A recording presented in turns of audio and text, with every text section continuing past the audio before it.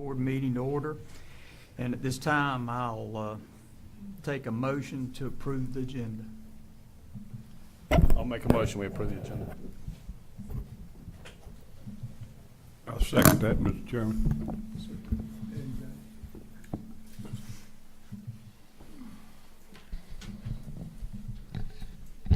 We have a motion by Mr. Suttles to approve the agenda. We have a second by Mr. Shuford. Is there any further discussion? At this time, all those in favor signify by raising your right hand, which is an 8 vote. Mr. Barksdale will be a little late. He's got family illness this evening. Okay, at this time, we will now have an invocation. I invite you all to join with us or engage in a moment of silent reflection.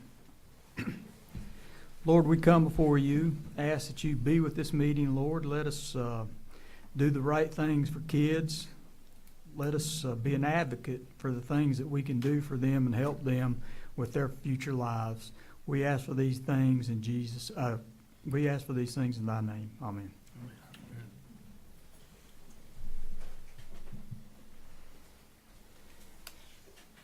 Okay, at this time, Mr. McGinnis, will you introduce the NJROTC? Yes, sir. At this time, we're going to have the presentation of colors with the McDowell High NJROTC when they post the colors.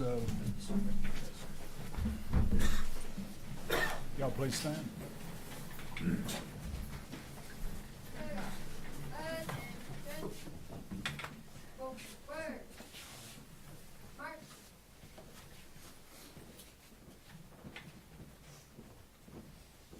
Colors. Halt. Right. Face. Present. Colors. Salute. Please.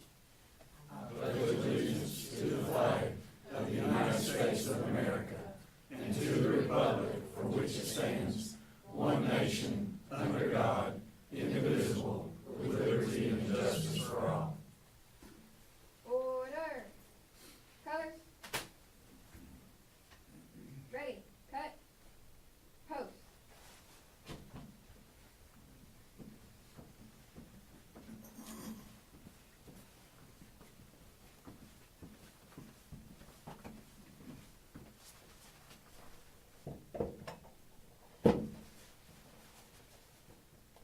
Ready. Cut. Post.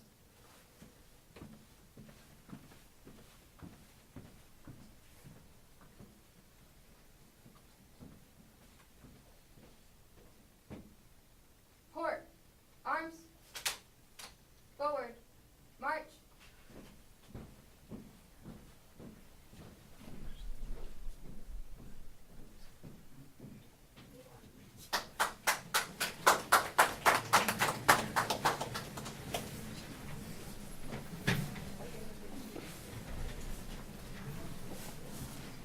At this time, item number 5 on the agenda is the superintendent remarks, and Dr. Britt, I'll turn it over to you, sir. Yes, sir. All right. Thank you, Chairman Frank and members of the board. I want to also thank all the folks that are out there in attendance with us tonight. It's good when you look out and you see the whole basketball team sitting out there. That's usually a pretty good feeling. So we don't want to just recognize the basketball team. We've got a wrestler in the house too, and you know those are competing sports at times. So we like to have them on opposite sides from time to time, but we're proud of all you guys and kids. We've got lots of things to recognize, and I'm just going to kind of read through a few things that I'm really, really proud of. Tonight we have so many things to be grateful for. We are recognizing some amazing accomplishments as we begin the final stretch of the school year. It's hard to believe that we're only a month away from our first graduation. MAI and MEC will graduate their students on May 16th. Followed by Summit Academy's first ever graduation on June 3rd, and McDowell High School's graduation on June 6th. We began this school year with an incredible speech from Missy Testerman. She is the National Teacher of the Year for the 24-25 school year. She visited our schools and spoke of the resilience at our opening day convocation. On that day, Little did we know that 2024-2025 school year would have some of the difficult challenges in store for our community that would absolutely require a great deal of resilience. On September 26, 2024, Hurricane Helene arrived at McDowell County on the heels of nearly 12 to 15 inches of rain the day before, tearing through our towns and community, displacing many students and families, leaving Old Fort Elementary School with standing water and 6 to 8 inches of mud left in the school. The storm carried a school bus out of the parking lot more than a mile down the stream. 10 school days later, McDowell County Schools reopened for students in all of our schools except for Old Fort Elementary, which took a few more days while we readied Pleasant Gardens Elementary for the additional students. After 14 missed school days, we had all the students back in school. Our staff, many of whom were dealing with hardships at home due to the storm, showed up and gave their all for our students. The month of October, as I look out across the group from here, you all know what I'm saying when I say the month of October. The month of October, as described by our leadership team, was one of the hardest working months that they have ever endured. Our staff worked at school, at home, and in the community supporting and uplifting. Our students worked just as hard, showing growth in attendance in many of our schools, putting in extra work in the gym, the range, the wrestling room, and band room, spending many hours after school with their clubs, honing their interests. Our coaches, teachers, and club sponsors worked hard to create an environment that provided our students an outlet outside of the hurricane. They won state championships, made it to a Final Four, placed in national events, and even had the North Carolina High School Ladies Basketball Coach of the Year. Resilience is a word that I've used throughout this year. And at this point, folks, I think we need to consider a different word in McDowell County. As we begin to close the year, I believe it is important to change our language to that of perseverance. This year, we've overcome adversity and struggle, and I am proud of our students and staff for their many lessons in perseverance and leadership. We have a room full of recognition here with us tonight, and I'm honored to share with you their many accomplishments. Please join me in giving these students, staff, and team a round of applause tonight.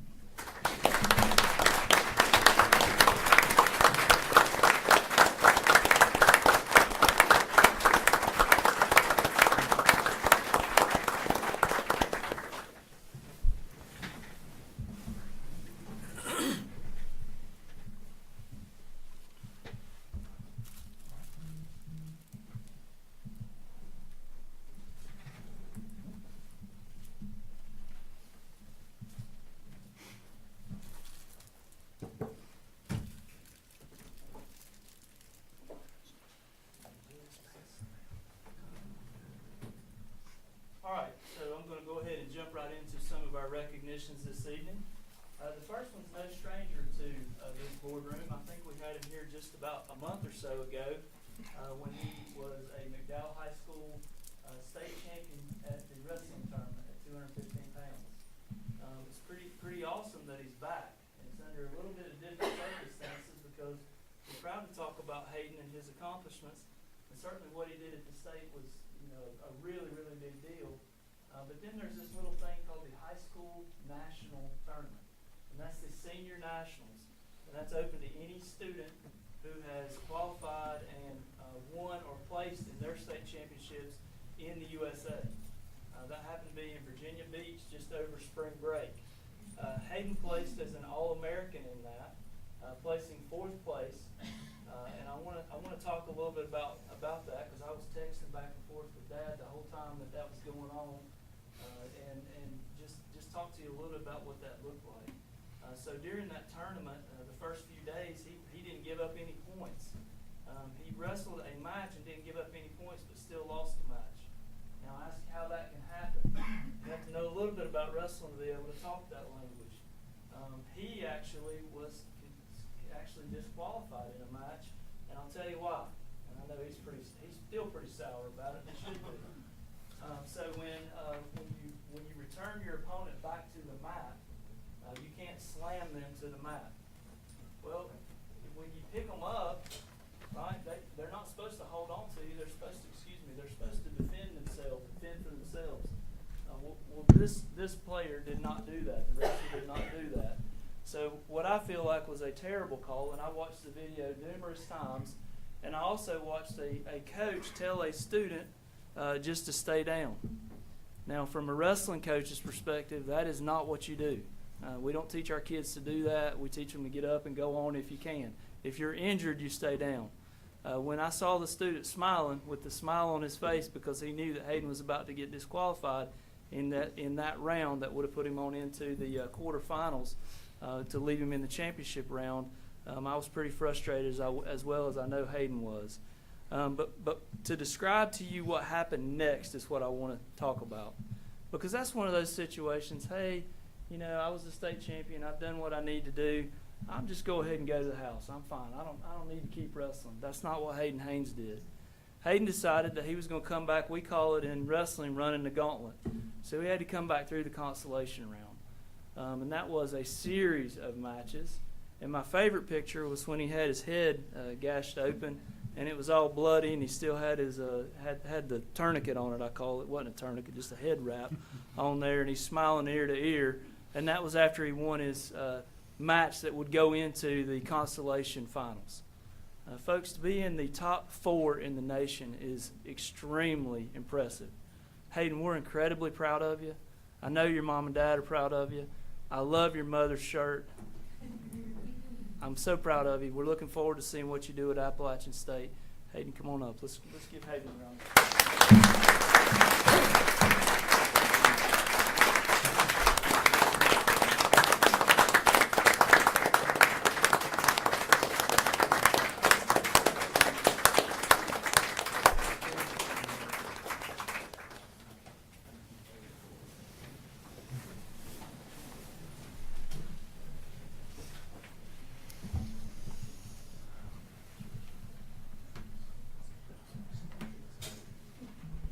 Miss Finley, come on up.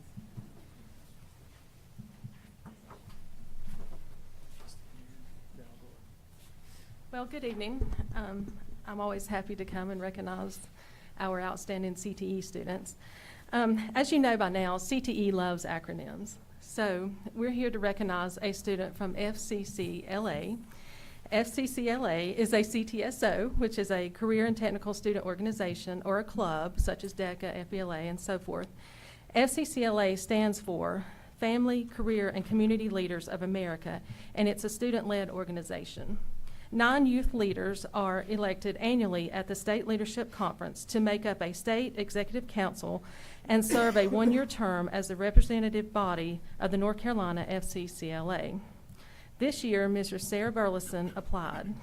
She had a lengthy application process, including 2 essays, a leadership profile, and 3 recommendation letters. As she attended the state conference, she had to give a speech and answer an impromptu question in front of over 800 students and adults. She participated in a networking event, and afterwards, the FCCLA chapters voted. She was elected into the State Executive Council as the District 7 state officer and is now the Vice President of Community Outreach for North Carolina. She will be traveling to many conferences and leading FCCLA events throughout the coming school year. So at this time, we want to recognize Ms. Sarah Burleson.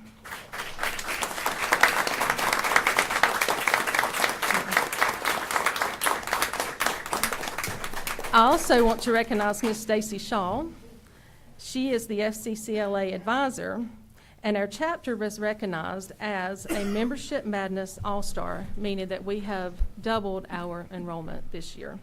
And we appreciate her taking the time to rebuild the chapter and create this opportunity for Sarah.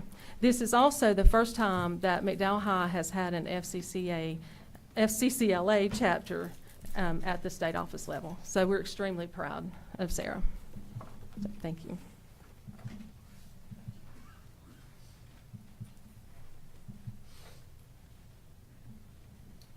Next up, we have Ms. Baker.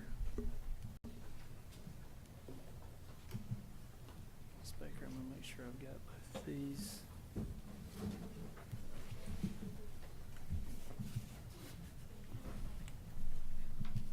Oops, sorry. All right.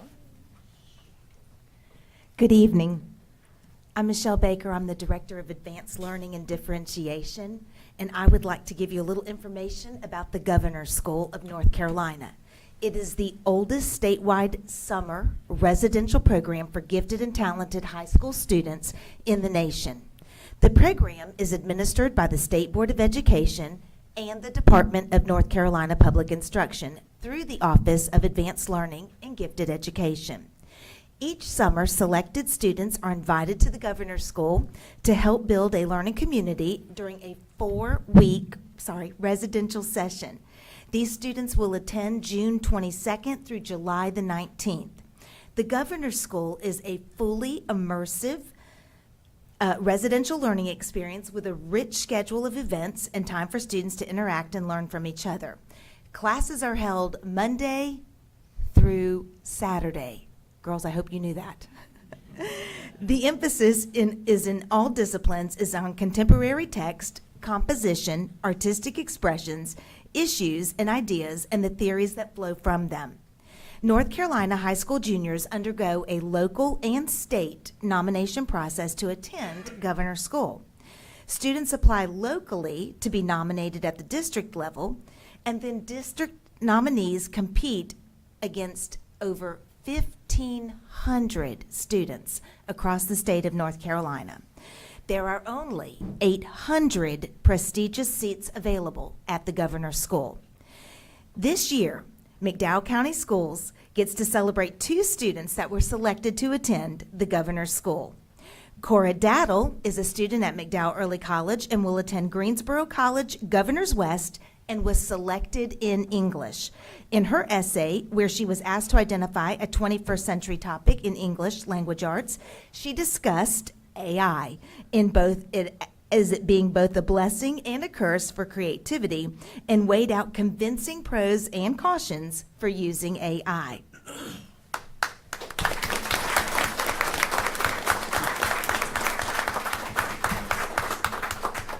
We also want to recognize Savannah Wilson from McDowell High School. She will be attending Meredith College Governor's East and was selected in theater. This is also the first time McDowell County Schools has one student that's going to be going into the Arts Governor's School. Savannah also had to respond to the same essay prompt about an arts topic. Savannah passionately defended that theater arts programs in rural areas and rural schools are often overlooked and underappreciated. Congratulations to both of these high school students. It is an honor to recognize their hard work and boast-worthy selection to attend Governor's School this summer as representatives of McDowell County Schools.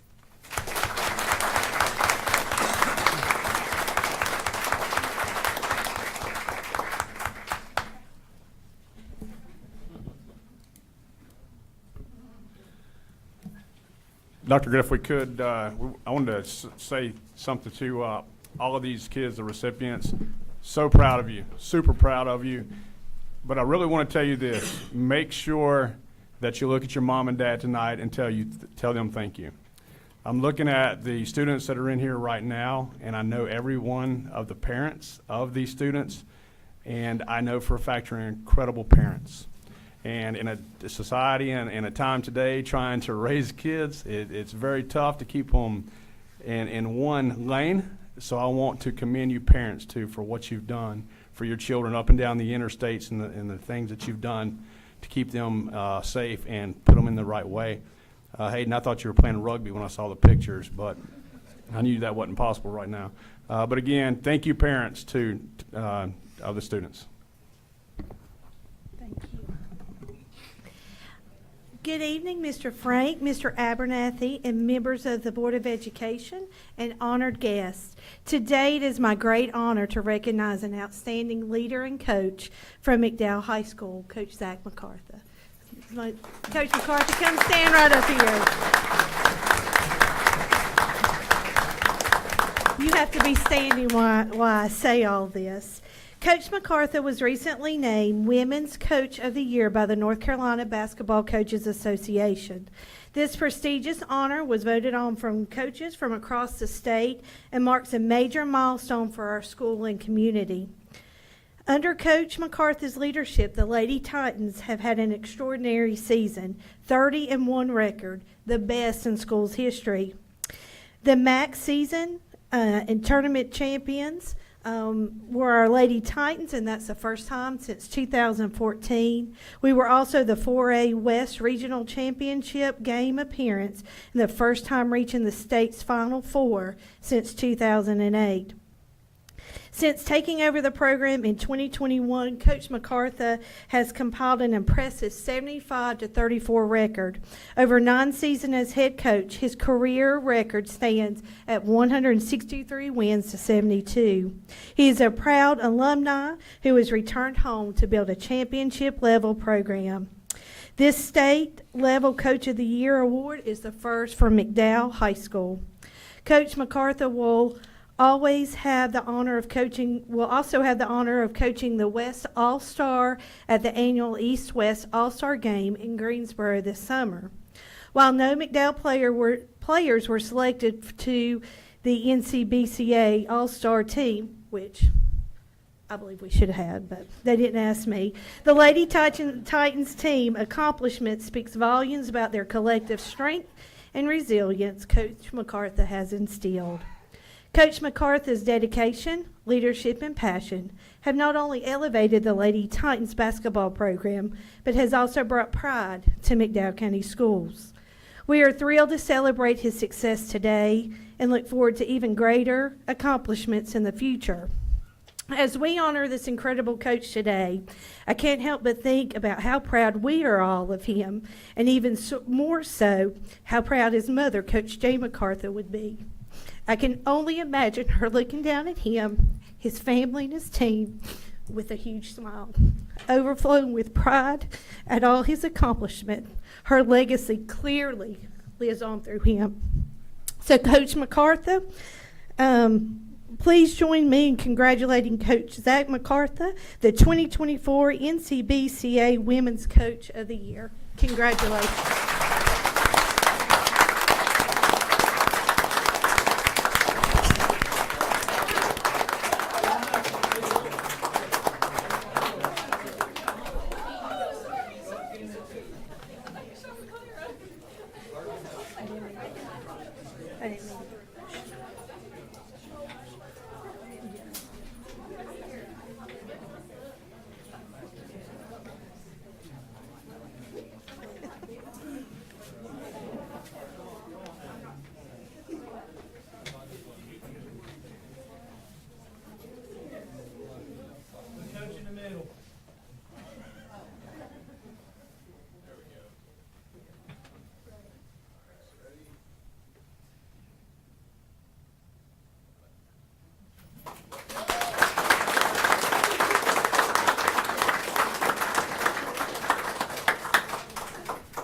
So, Coach MacArthur, if you will, please join me just for a second.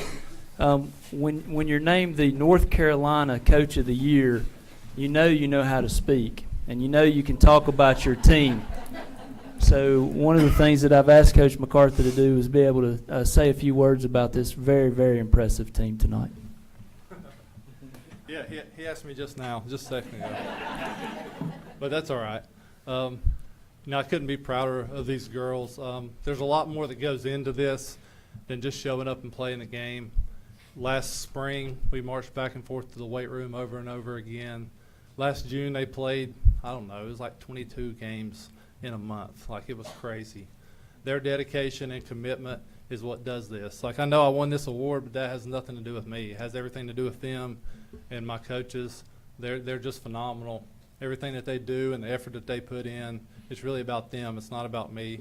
So I really would like for you to give them a round of applause and them come up and get a picture of just them. Come on, girls. Come on. Come on. Get up.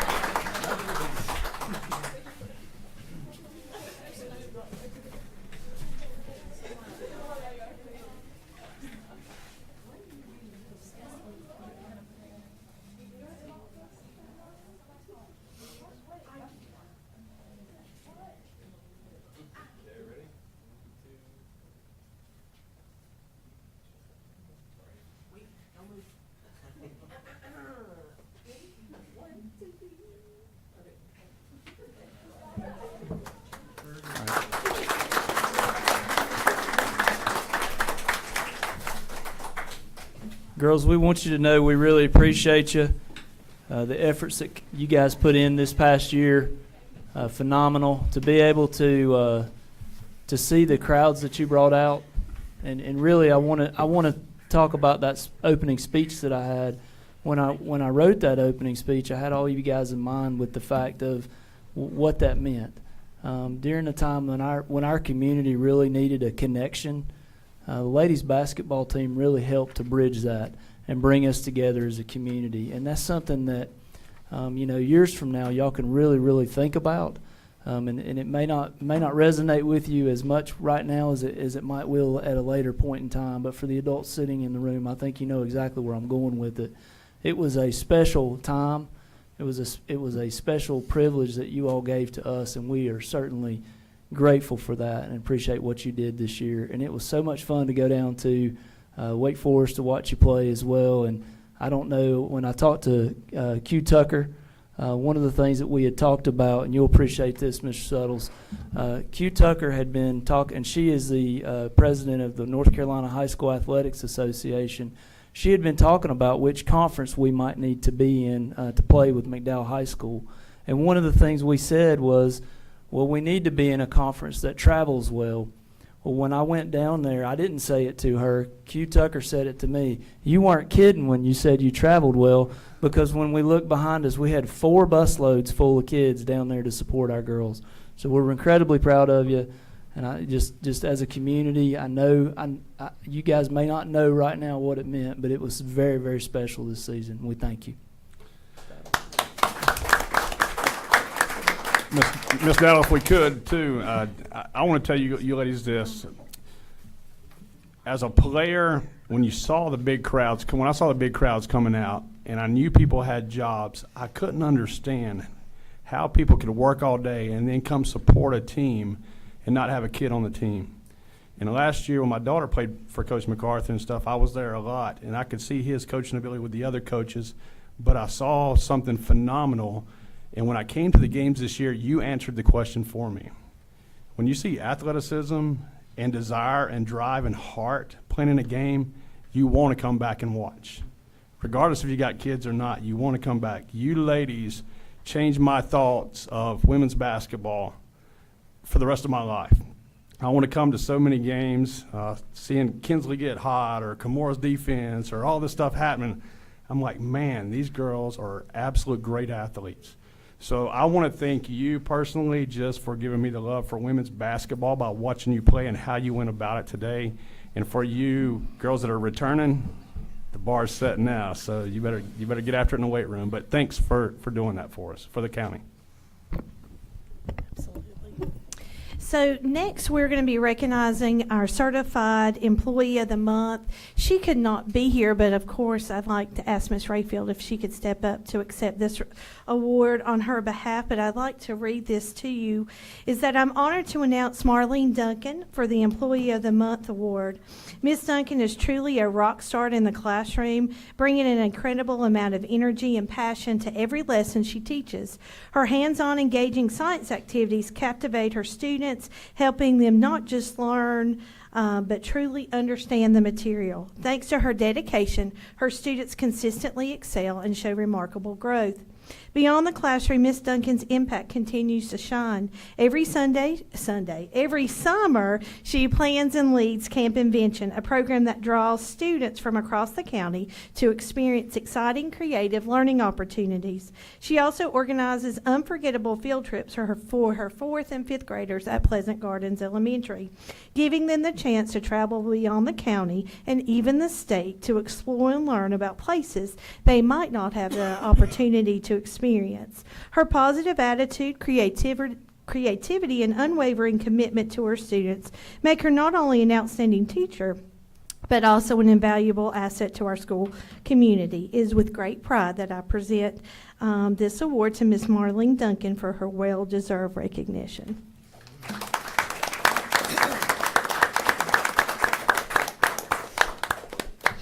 Next up is Mr. Jacob Lytle. Mr. Lytle, if you'll step on up.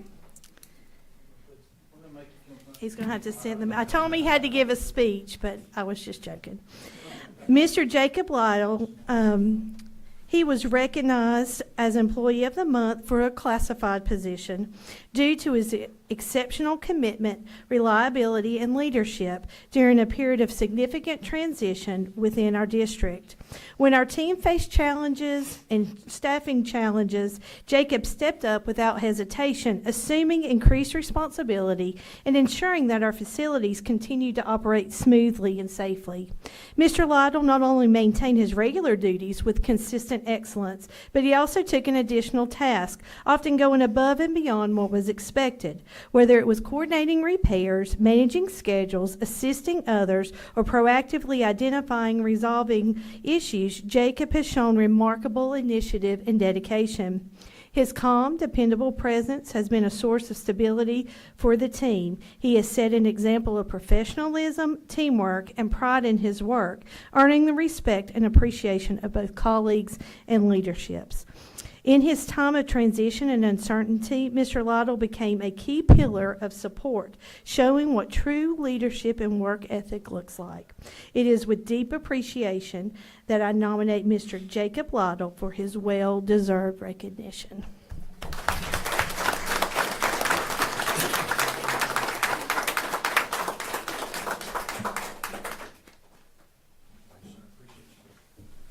Thank you, Mr. Lytle. Thank you. Congratulations.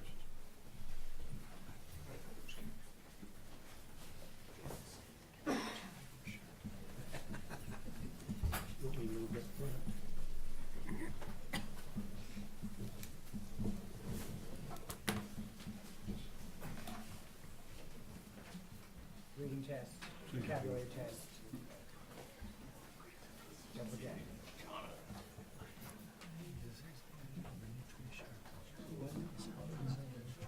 No, excuse me. Yeah. Okay, the next. Okay, at this time, item number 8 on the agenda is the North Carolina School Administrators, North Carolina Association of School Administrators 2025 Raymond Sarbaugh Leadership Award.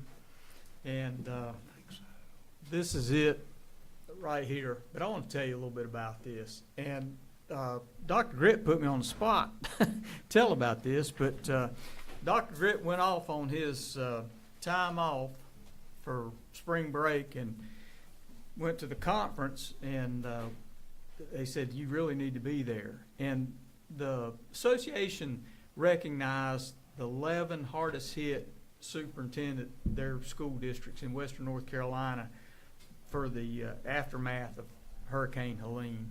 And I want to say this. I got a page and a half to read. I'm not going to read it, but I just want to tell you great things that our school system did.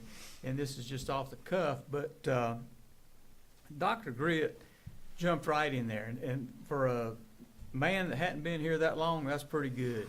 And what a lot of folks don't understand is, all of a sudden, these people coming in, they fuel places to stay, and a command center, and our staff, not just Dr. Gritt, our whole staff manned these places. They provided meals. I'm going to brag on Mr. Marsh as well. Set up a bus service up in for Baxter to get those folks to work when they didn't have bridges and things to do it. It's just phenomenal what they did, these 11 superintendents and their school districts, the whole districts. And I want to tell you this too. This past weekend, I had to work down for the Lake Lure Police Department, and they had an Easter egg hunt. And the United Cajun Navy came in and provided that Easter egg hunt at Lake Lure Classical Academy. They had 3,500 eggs on the field along with prizes. They had their mule teams in there that they used those mules to deliver supplies throughout western North Carolina. And I'm going to tell you, they did it and didn't charge a thing. You know what I mean? This whole program that they put on Sunday, it's just phenomenal what people do in western North Carolina when things are really, really down. And I am so proud to live in western North Carolina. I've lived here my whole life. And I just think it's awesome that I live in such a place where people are so caring and so giving. And I'm just proud of everybody. But I'm more proud of McDowell County Schools than any other because I'm part of that. And I am so proud of Dr. Grit and your staff. And I'm going to tell you, I'm proud of the board because the board really supports everything you do, whether you know it or not or realize it. We do. And so, Dr. Grit, I know, won't you say something? Because you're so deserving, but I know it's your staff that made you great, okay? And the board. Thank you, sir. Thank you. This really was an award that was that I received on behalf of our staff. It is a leader. It's written in their leadership award. It doesn't say my name in it at all. As a matter of fact, when we got the award, I text back with the team and said, we really need to be able to present this to our principal group and those leaders who were part of that. So just the principals who are here today, you can kind of see this is a little bit of what we'll be doing with you guys on Thursday, just recognizing the efforts. We've talked a lot about the hurricane for a long time, but we've got folks sitting on that back row that paddled through water to open up a distribution site. I had his wife explain to me that I should have never asked him to do that. I didn't realize what I'd asked him to do. I just said, "Can you come work?" And he said yes. Crossed a river to get there. Never ask Mr. Carson unless you know he's going to be safe. So that was note to self. He's going to run through a block wall. Mr. Spivey coming down 70 to get there as well, and all these folks coming from their home to be able to help and participate in Helene. And to be honest with you, the days matter, and what matters is when we got our students back in school. And that's one of those things that I am still proud of to this day, the level of commitment that it took from you guys to get our students back in school. Because we were one of the first districts to get back after having pretty significant damage. And the other places, their reasoning for not going back, and now they're all asking us how we did it. One, we maintained water and sewer at our schools, so there was a reason why we could go back. Buncombe County, they weren't that fortunate, and several neighbors, Mitchell County, Yancey County, that was the reasoning that they couldn't. The other reason that they couldn't is because they had shelters in their schools. In McDowell County, years ago, somebody had enough thought to say we don't need to have the shelters in the schools. We need to have them in our churches, our YMCAs, and other places because school is critical infrastructure. So Mr. Marsh and I actually went down sat on a panel to talk about that, and people were a little bit shocked by it because the norm is to have schools as your primary shelters. But I can honestly say that when you put this team out there, they will show you why schools are best served not to house a handful of kids, but to house all our kids. And I just want to thank our staff for the amount of work and effort that went into being recognized. And we'll do this again Thursday. I'm very proud of you guys. Thank you. Board, let's stand up and give them all.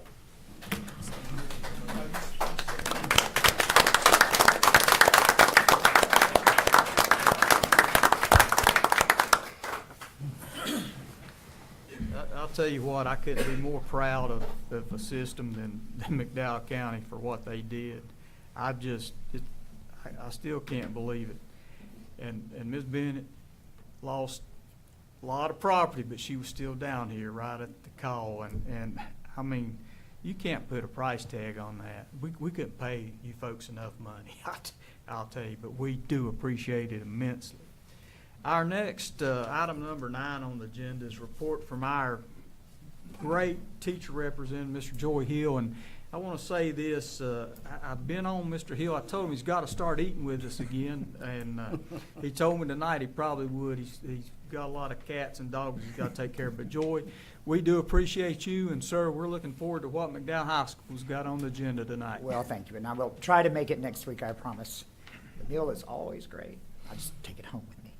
Well, tonight I am presenting on McDowell High School, which is, of course, our largest school. So buckle up, Buttercup. It's going to be a long one, but we deserve the time and attention. All right. So Dr. Grit mentioned in his opening remarks 2 words, resilience and perseverance, and I would like to add a third word to that, It's a bit of a corollary to those two words. Unity. If there has been a theme, an unofficial but resonant theme at McDowell High School this year, it has certainly been unity. Our Titans have stood united through triumph and adversity. Now, we just heard all about our Lady Titans. The Lady Titan basketball team advanced to the NCHSAA for a Western Regional Final. They lost to Lake Norman, but what a season. Our Lady Titans finished the MAC Conference regular season as undefeated tournament champions, and I wish they were still here so I could give them another pat on the back. Throughout the Lady Titans season, throughout the Lady Titans season, our McDowell High family was unified and alive with team spirit.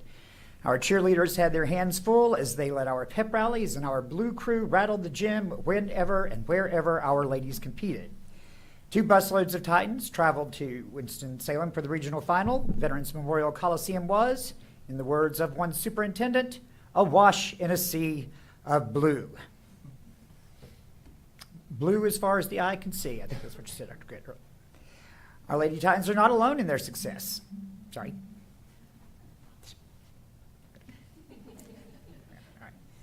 From women's golf to a state championship in wrestling, Titans stand unified in their drive, their attitude, their sportsmanship, and their overall excellence.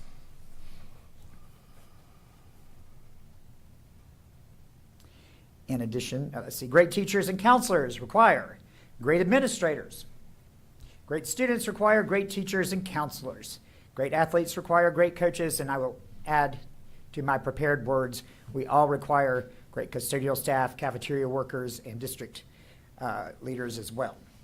But at McDowell High, we have all of these in abundance. The North Carolina Basketball Coaches Association named Zach MacArthur Women's Coach of the Year, and this, his 4th season as the Lady Titans head coach. Has he gone?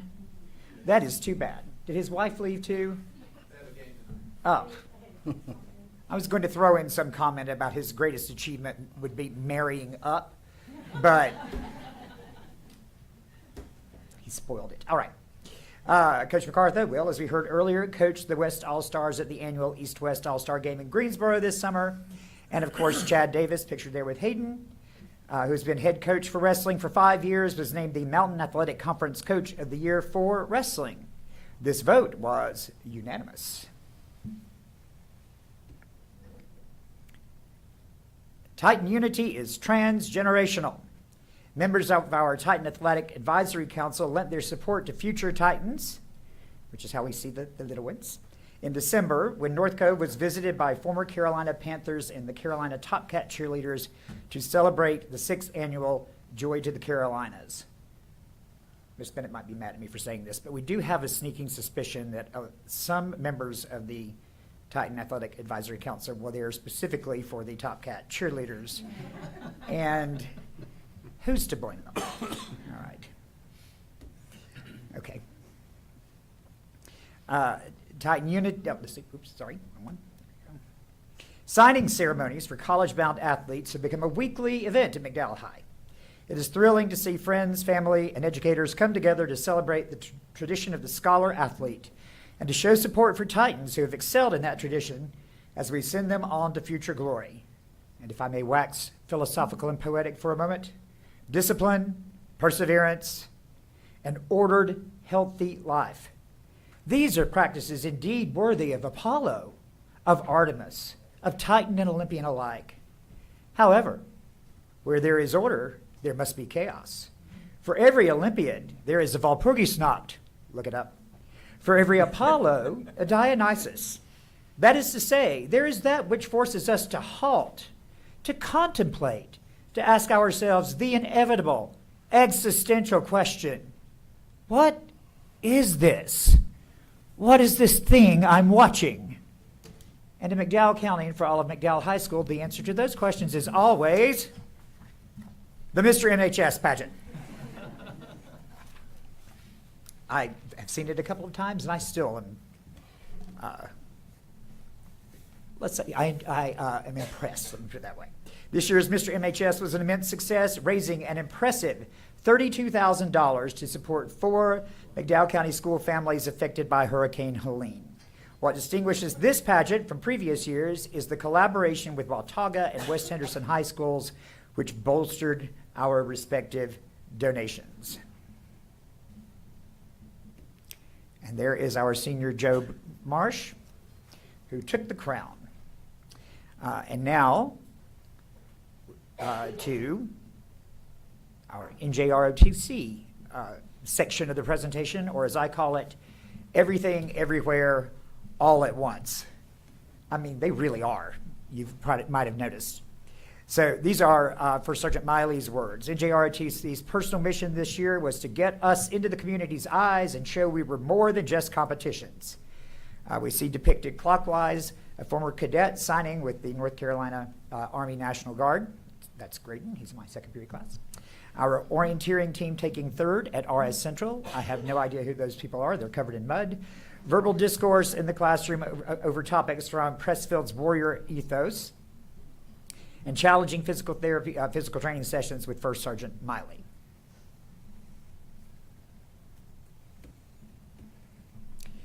Our academics team, again, First Sergeant Miley's words, our academics team took fourth in the region. Our reinvigoration of physical training standards has the most fit cadets in recent history. Our drone team placed first at a meet in Pisgah. First Sergeant Miley conducted some collaboration on leadership ethics with Mr. Hill, and our rifle team is ranked 17th in the nation.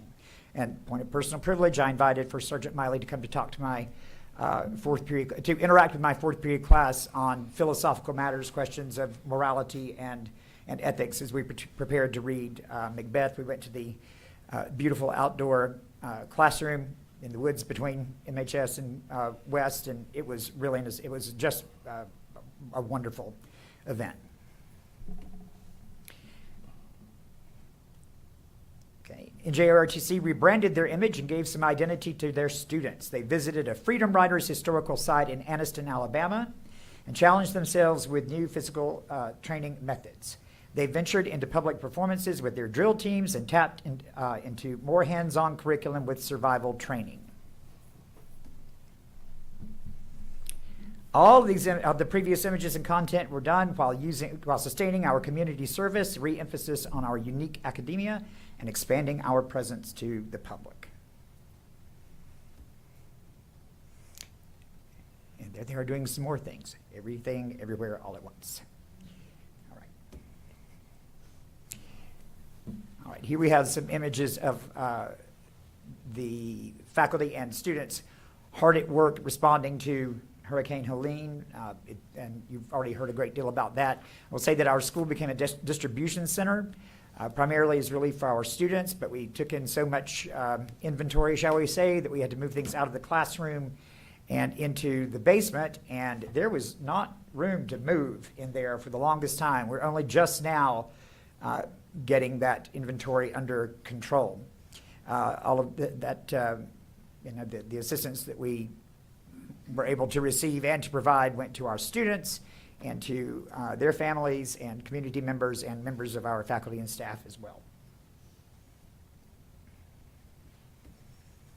McDowell High is thrilled to welcome Patrick Housel, Lindsay Williams, and Monica Veroni to our student services team, as well as Rochelle Robertson, who has returned to our student services team for a second year. Our Student Services Department provides students with academic support and individualized future planning to prepare for future success. Counselors do this through intentional, scheduled minute meetings with every student for each semester. Got that? They meet with every student every semester. Moreover, they maintain an open door policy to welcome any student at any time, whatever the need. They offer a safe place for emotional support and assist in navigating personal and social responsibility, again through open door availability. They work as a team to ensure that all students' needs are met every day, regardless of whose caseload, on whose caseload that student's name appears.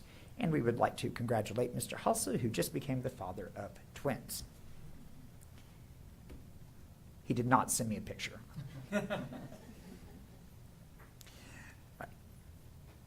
Titans, educators, and students alike are unified by a deep commitment to engaged and active learning. At any given moment and in any given classroom, you will find students delving into text, grappling with concepts, learning life and career skills, exercising the body, or indulging in performing in fine arts. Students engage with the material, with their teachers, and perhaps most importantly, with one another.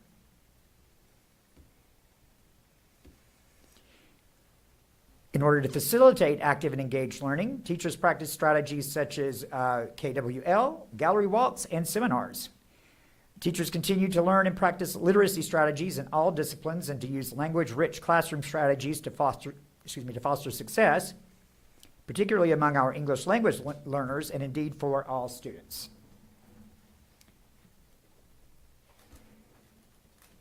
And there we see some very engaged students.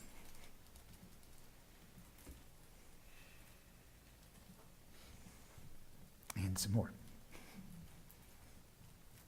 And some more. They were caught off guard when I pulled up behind them in the parking lot, announced my presence by blowing the horn very loudly, and then insisting on taking a picture. I don't think they like me. All right. But they're certainly afraid of me. Okay. You see our R2D2 there? Have you seen R2D2 before? This Mr. Menish's, is it the graphic design class? Made that. That is a fully operating R2D2 that comes out on special occasions and rolls around the school and projects messages of need and hope from a galaxy far, far away. So it really is impressive. All right. More active and engaged students. All right. And this is our Future Farmers Club. Ms. Bennett, what prize are they winning here? Do you remember? They got the Green Hand Award here. Mm-hmm. And there was a picture on that. They put their handprints on the wall. But they did a study on like all the safe ways to grow crops. They were talking about ways that agriculture can help the community, especially now after the hurricane and all that. They've done a large study on that. Thank you. Sophie Voris's floriculture classes have, among other beautification projects, brought a bit of Dutch charm to our campus. They planted 6 stunning beds of tulips at the upper end of the student parking lot. I took this picture the day after a storm. They weren't quite as stunning the day after this storm, but they are recovering. I think Queen Wilhelmina herself would have been proud of these. Right. Of the Netherlands. Okay, all right. At McDowell High School, Mr. Rogers is leading students in the Carpentry 1, Carpentry 2, and Construction Core classes through the hands-on tiny house project. There you get a good view of the tiny house in process from the top.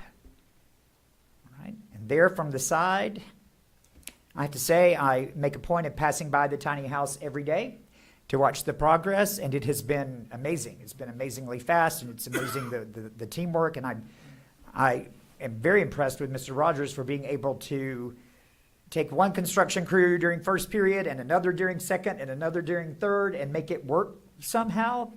I'm considering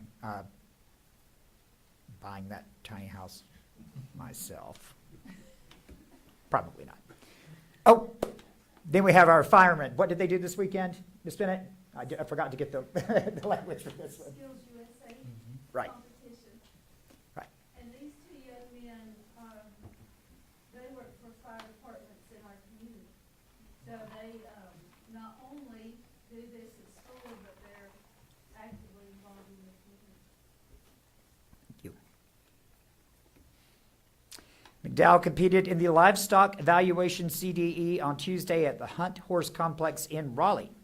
Team members evaluated beef, cattle, swine, sheep, and goats. They look like they're having a blast. Students in Ms. Sherry Rock's cosmetology class used beads to model the different bonds of hair, hydrogen, salt, and disulfide.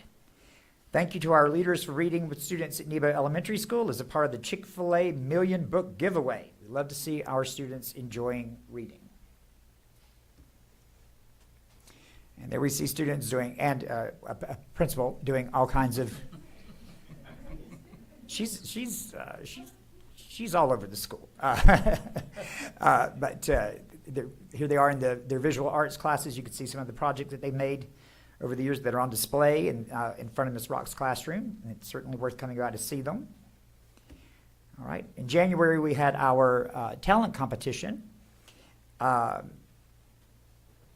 Savannah Wilson, who was here earlier, sang, and she won second place, and she will attend Governor's School in Theater, as we learned earlier. Daniel Young, who is just, if you know Daniel, Patrick's son, you know that he is just a miracle of a human being, and boy, can he play a saxophone. In first place this year went to Elvin Tapia Gomez, who is becoming a bit of a legend around the school as he walks around the halls, and he never stops playing. It's every morning as he's changing classes, it's just a joy to be in his presence. He brings so much to the school. I could not take my students to the talent show because it was full. So after he won, I asked him to come to a private little show for my fourth period class, and he did, and it was just, it was a real treat. I believe I was told today he's going to join the Marines, but if he doesn't do that, just keep an eye on him. He's going to be a famous musician. All right. Speaking of people who are everywhere, we have some amazing costumes from Spirit Week. You will notice, obviously, who the most spirited person in the school is. She's wearing a fringed hat in the upper right and dressed like a cast member of Square Pegs in the second photograph. Very, very 80s. All right. All right. One size does not fit all. All right. I think that this picture, as well as any other, really captures the essence of this year at McDowell High School. You see there are students from every sort of background, every group in our, if we artificially impose groups, kind of categories on our students, we have them all there, standing in a circle, supporting one another as they all strive to be their very best. We're very proud of them. It's been a great, a challenging year and a great year at the same time. And one more, I thought it appropriate that that you see the image for which Joe Cash posed.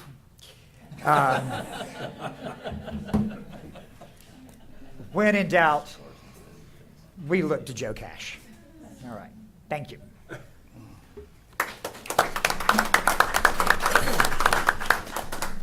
Well, I'll tell you what, that's going to be hard to top. Mr. Chairman, I have one question. Sure.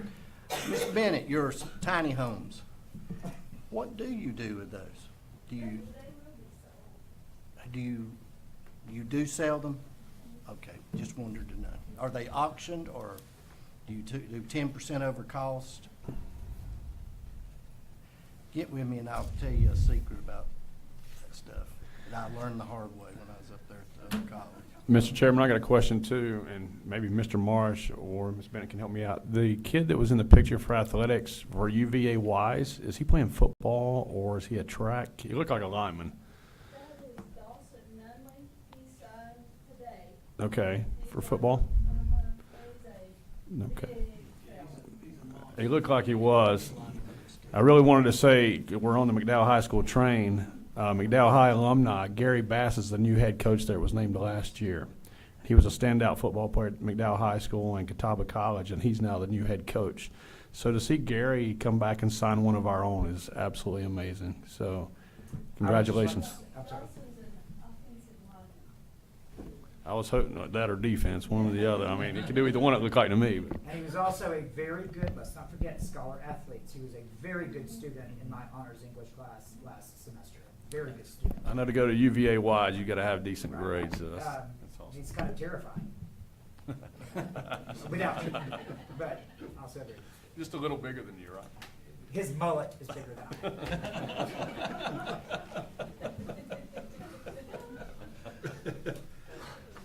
Okay. Item number 10.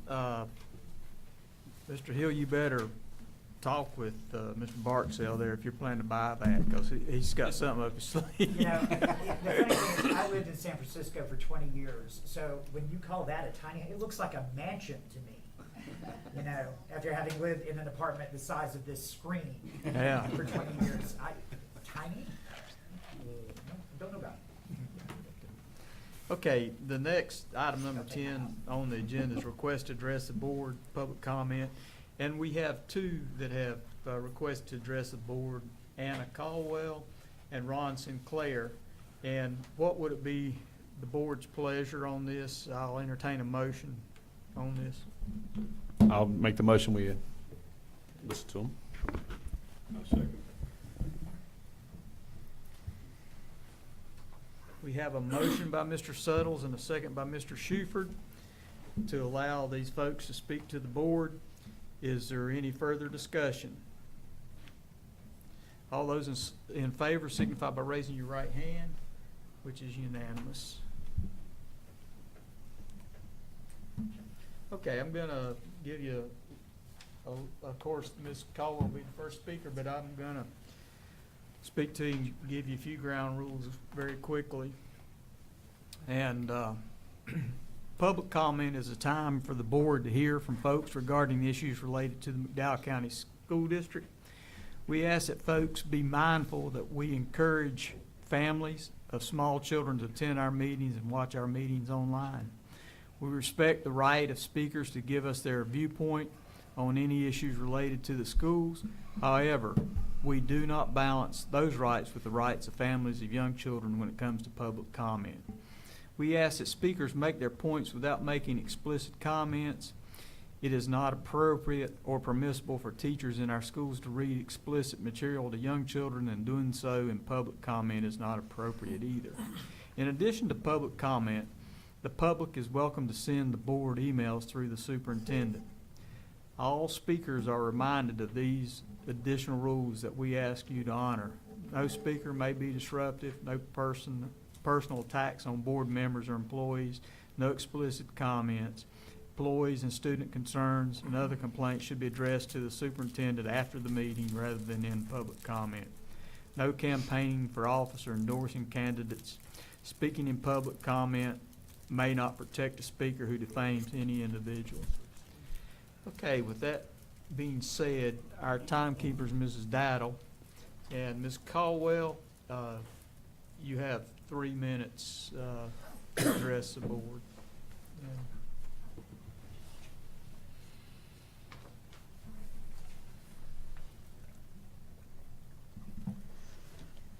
Good evening, and thank you for the opportunity to address the board this evening. I'm going to try to get through this without coughing, and I apologize for the cough drop that I've got in my mouth. My name is Anna Caldwell, and my husband Tom and I moved to Marion just about 2 years ago. We're retired, and we have no children or grandchildren who either are going or will go to McDowell County schools. Our concerns are as citizens of this county, a county we believe we all want to see grow and thrive. As children of public educators, products of public schools, public school parents, my husband and I believe that a solid, equitable public education for all is paramount to the success of McDowell County. As programs that support our state and county are dismantled at the federal level, we should all be concerned by the impact on the children of McDowell. That is why I'm heartened to see our state legislature introduce bills that support all North Carolina children. And I'm asking that you as the board and that everybody listening reach out to our reps in Raleigh and ask them to support these bills. The bills are House Bill 815, Senate 744. This is the Voucher Accountability Act. This will ensure that schools that are accepting school vouchers are held to higher standards and accountability that are equal to the public schools and private schools that are accepting state money. This bill also includes information that prohibits discrimination in the acceptance of students. House Bill 807 takes many steps to improve public education, like increasing teacher pay, increasing supplements for students with disabilities, requires the State Board of Education to establish a process for student tablet and device repairs, and provides funding for new inventory. House 713 and 744 provides for breakfast and lunches free for all students. There are several bills addressing improving the teacher pipeline. House 943, House 531, Senate 643. These all are ways that are going to encourage teachers to want to join North Carolina schools, including McDowell County. Now is the time to call while these bills are in front of our legislature and are going through the process to be heard for final vote. Finally, come and tap me. Okay, finally, I would also request that as the board, you report out at a future meeting about how the federal cuts are impacting our schools, the measures that you all are going to take and are being taken at the state level that we as citizens can support to bolster our schools and our children. Thank you.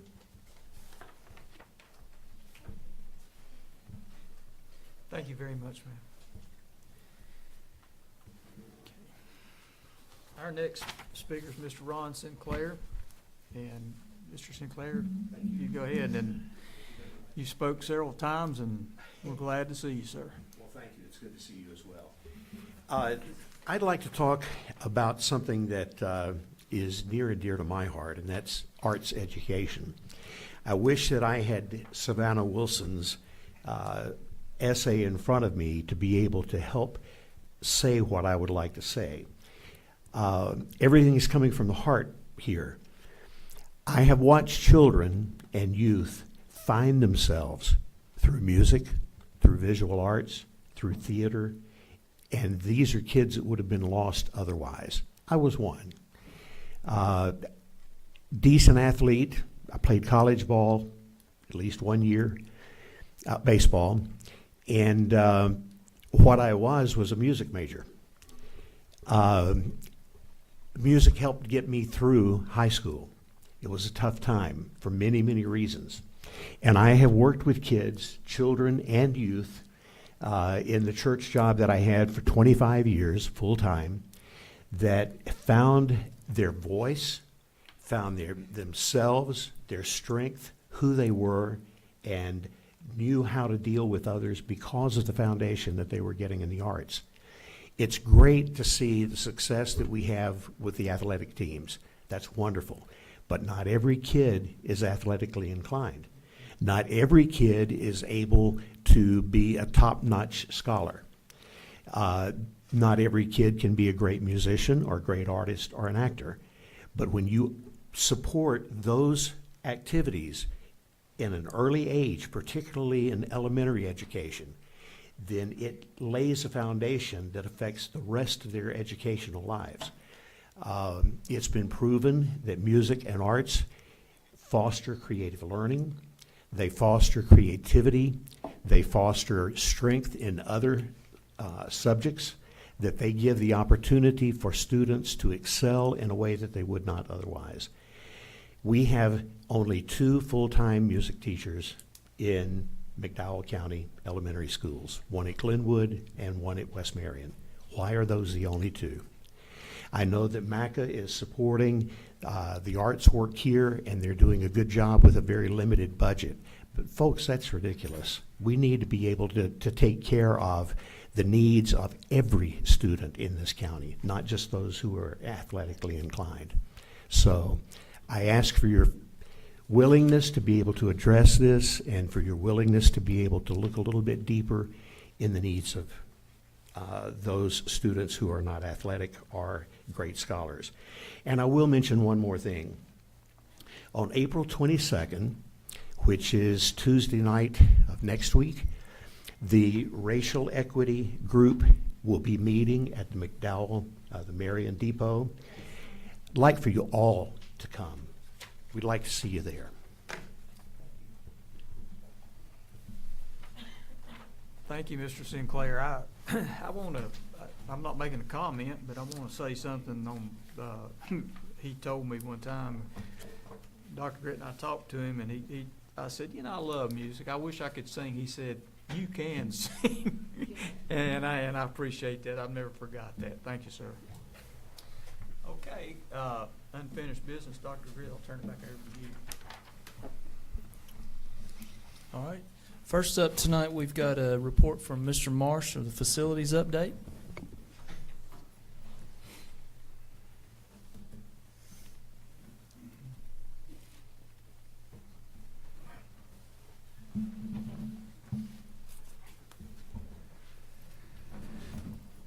Thank you, Dr. Gritt. Good evening, Mr. Chairman, members of the board, ladies and gentlemen. Always a pleasure to come and update on the status of the many wonderful things that's ongoing throughout our school system, particularly in my directorate. With Mr. Garvin Trinks retiring here recently, it has been a daunting task to keep things moving forward. But what I have found, much like we all saw during the hurricane, is that tough times often create opportunities for others to excel. That's exactly what's happening tonight by recognizing Mr. Lytle, just a small piece of recognition there, because there's some folks doing some wonderful, wonderful things throughout the county, not just in my directorate. But I'm very pleased with their efforts. On Monday of last week, as the board's been briefed, we received notification that there was active flooding at Eastfield Global Magnet School. It was reported by Mrs. Elliott, and we were very happy. Again, it just comes from her getting out and doing what principals do, right? They get there before everybody else. They get there and they open things up and they walk around. They talk with their custodians, and we're very happy that she was there to do that because she let us know that there's some water. After being notified from Mrs. Elliott, was immediately able to contact members of my staff who were dispatched to the scene and were able to identify the issue or the cause of the water being introduced into the school, and immediately were able to stop the flood. When I reported to the scene shortly after 8 o'clock, and there's a couple pictures that I'll present here tonight that Mrs. Elliott provided, I was busy. I wasn't able to take pictures, but I want to talk about the effort that I saw firsthand.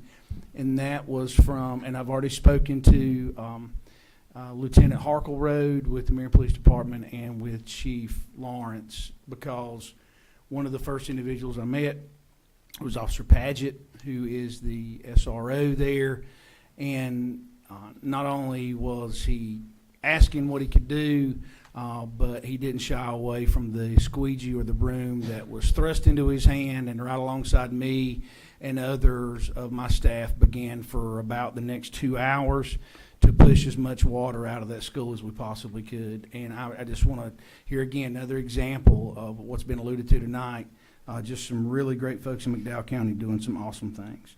We're able to get a hold of Dr. Gritt and keep him up to speed on what it was that was going on. I think at some point I was able to give him a little FaceTime, and so he could see the flood of water coming over the push broom as I was shoving it there. We were able to contact our insurance adjuster and explain the ongoing situation, and we just really appreciate Mr. Brian Hood, who quickly responded there, and so it gave us the go-ahead along with Mrs. Rampy just to do what you need to do, give us the information as quickly as you can get it to us. We were able to contact a local restoration company who came out within an hour, take a look at the damage that we had, and the process of remediation and restoration began within 2 hours of us being able to get the water out. And so this morning when I left the school, dehumidifiers and fans from the restoration company had actually been removed because they've been here over the weekend, which we were able to check on those over the weekend, but they've been removed. And so tomorrow I'll be meeting with the project manager there to discuss what the next steps are. Some of the insulation from an interior wall had to be cut, and some of the gypsum board, and it had to be taken off of the walls, and so that'll obviously have to be remediated. There's some, some cabinetry, some ceiling tiles. Garrett, if you can show the next one. Some ceiling tiles. So what, the first floor was what you saw just a second ago. This is the second floor. And so this is a very basic concept of engineering, right? Water runs downhill. And so it ran downhill and did what water does, saturated ceiling tiles, which fell into the floor. There was no students or faculty that were involved in any kind of incident. Nobody was there at the moment. And Mrs. Elliott quickly found homes for those folks. So we were able to dive in and do this, but this was throughout the entire downstairs. Thank you, Garrett. Pleasant Gardens and Old Fort Elementary students continue to share space and I'm sure our principals could talk about, in far greater depth than I could, but I just want to say I appreciate the board's involvement, members of the board who have been out to take a look at the school, along with me and my staff and other members of the executive cabinet. There's, been no shortage of oversight there. Not that the principals need it, but it's always nice to let them know that we care and let them see that we're there for them. So I know Mr. Schufert is a PG representative. Certainly, I don't think I've been there too many times without seeing you, Eddie, so I appreciate the work there, sir, and support. Our staff reported to Pleasant Gardens Baptist Church on a couple of occasions to work with them on some plumbing issues as we continue to lease some space there for our pre-K. It's incredibly important on our part to be good stewards, good neighbors, and we want to make sure that we're doing the right things while we're there using that. The temporary classrooms that were leased as a 12-month lease, that agreement, I'm beginning to work with those folks to start setting up a recoupment of those and to collect those, certainly not before we're done with them, but by the end of that 12-month lease. An assessment of Pleasant Gardens is obviously ongoing because we're seeing it every day, but a full-blown one will be performed at some point, and efforts will be made to restore the effective school as much as we possibly can. For Old Fort Elementary School, we're standing behind our original comment so it's 90 days today that I've been on board, and 90 days ago I reported that we'll be opening in fall of 2025, and I see zero reason to deviate from that. If I did, I would have reported it. I will continue to update Dr. Grip, but we're going to schedule a meeting between him, Mrs. Ward, and Mrs. Rayfield at some point to discuss any issues that they may have, but also as they begin to lean forward for plans for summer school, remediation, maintenance, and then transition of staff and students to their homes. Inspection and testing. This is something that when I came on board, Dr. Gritt and I sat down and we talked about plans and things that we wanted to move forward on, and it was my belief that at some point I needed to be able to stand in front of the board. I need to be able to stand in front of parents. I need to be able to stand in front of guardians. And most certainly, I need to be able to lay my head down at night on a pillow and know that children were going to go back to a place that was safe. And tonight, I'm proud to announce to the board that there have been 3 inspections that have been conducted by licensed professionals on Old Fort Elementary School. The first one was a structural inspection. It was completed by the original engineering firm that built the school, Taylor and Viola. Were very, very kind to come up. I toured the school personally with their engineer, walked every single classroom and the 3rd floor mezzanine area. They conducted some observation, and then we went into the 3rd floor mezzanine, conducted some more various low-level tests, and went back and did what they do, which was conduct an assessment. Based on Taylor and Viola's information that they provided us, some documentation, the school has been deemed to be structurally safe and will not be an issue for us to move our students back into when the time comes for that to happen. The second one that I felt strongly about was conducting an air quality test in the school. We were able to, by just really a Herculean effort, going to remediate the amount of water and mud that collected in the school within 3 days after the actual event. But as you begin to tear into removing up the LVT and then the other things that had to be pulled up off the floor, I was a little worried about what kind of air quality we're going to have for our kids. And air quality testing engineers reported, Environmental Solutions Group, they toured the school. I walked every single room with the engineers, showed them the office area. The primary concern was to identify any areas in the school that might be considered as food for bacteria, because that's where they're going to be, that's where they're going to be breeding, and that's where they're going to potentially be growing. They focused a lot of their efforts in and around the office area, which is the area that has drywall, which makes sense. This is something that bacteria can eat on. It's a little harder for it to eat block and paint. And so they conducted their tests, provided us with a official documentation stating that the air quality in Old Fort Elementary School is satisfactory. The final testing that we wanted to do was based on just a summation that there was a tremendous amount of water that had come through the area. We didn't know where all the water had come from. We knew it came from the top of the mountain, but we weren't sure what all it meant between there and our school. We asked an engineering group, local, that we as a school system and the county has a lot of experience working with, Catawba Valley Engineering and Testing, to come out, tour the property with CVE&T, and asked them to take samples. They produced, I believe it was 25 samples from around the area. These were not depth type samples. In other words, there was no device, because we already knew that the ground itself had already been cleared. We were talking about what had been brought in and introduced from a sediment standpoint. So they were able to take 25 different sediment samples. After they took the samples, they had a metric that they used to test each one, and it came back high in 2 areas. And so what I asked him to do was just very, very simply make it to where a dumb old naval engineer could understand it, not just a testing engineer. And so they were found to be 2 areas that were outside the limits of North Carolina Department of Environmental Quality, or NCDEQ. And so we asked, number one, that they just take the sample batch that they provided to us and send it to NCDEQ, because we wanted NCDEQ to tell us if there's remediation required, and if there is, then we'll make that happen. Based on the engineers' thought process, they didn't think there would be, because the samples that were out of the limits were in the front parking lot area, where most of the vehicles that pick up and drop off children come and go. And these areas were essentially combustibles that had not been combusted. In other words, basically, you were talking about your car exhaust would leave a sample that might be something that would have picked up. So it's already been sent out to NCDEQ. When that comes back, we'll provide the board more information. But at this point, there was no other bacteria that was noticed that was outside any limits. It was just a very simple, non-combustible type sample. And we'll take a look at that, and I'll provide that report at a later date.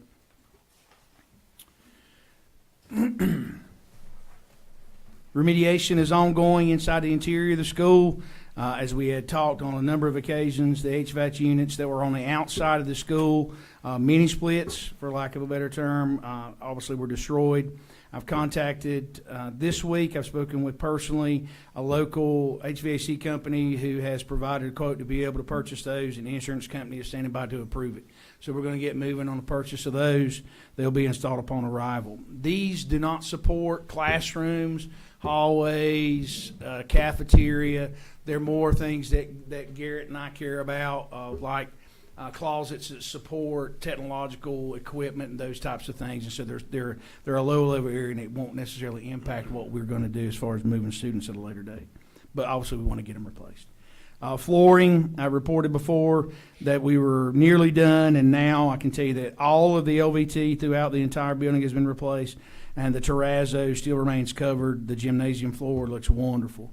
The walls, as I'd reported previously, we had nearly finished all the painting, but now McDowell County Schools staff has finished the painting. It was over 65 gallons of paint that was expended by our staff, and it looks absolutely top shelf.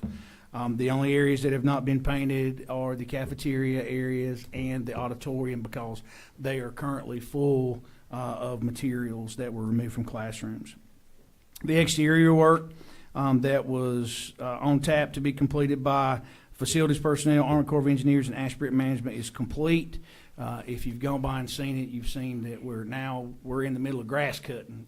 So we've got so much of the grass that was sown that's starting to grow back wonderfully, and that's going. The playgrounds will have to be remediated and cleaned, but I'm waiting on this sample to come back from NCDEQ before I put the people under my charge out there to be cleaning it and digging through it. So that's the last aspect of the exterior that will need to get done. And that completes my report, sir. Board, if I may, I just want to point out one thing that Mr. Marsh neglected to say today. He did mention that he's only been with us for 90 days. But what he did not mention was, and we talked about the PG remediation that we've got to take place, but we also got word today of about a $4 million additional funding coming in from the state. Can you talk just a little bit about that, Mr. Marsh, and how that came about? Yes, sir. You caught me a little off guard. I wasn't planning on talking about that. So one of the things that Dr. Grid asked Mrs. Rampy and I to do was to take a look at some opportunities that are out there. We know there's some funding that's available in Raleigh, and certainly we qualify in a number of different ways. There were two areas that they were providing particular funding. One was in sports field or facilities remediation in areas that have been damaged. Mrs. Rampy and I spent the better part of an hour in her office one day working through a grant and did some calculations. And the bottom line is that we requested and have been granted the full amount of $3 million to remediate West McDowell Middle School's baseball field, parking areas, and the football practice facility there across from Lowe's. Just very, very thrilled about that, and I certainly couldn't have done it without Mrs. Rampy. The second piece was a grant opportunity that provided funds for remediation of facilities, and we felt like this was a great opportunity to look at something for Pleasant Gardens. And so we found out today that the full amount that was requested in $1 million for remediation of Pleasant Gardens Elementary School has been granted for a total of $4 million. And again, these are grants, and so we were just very, very honored to receive those. And so, sir.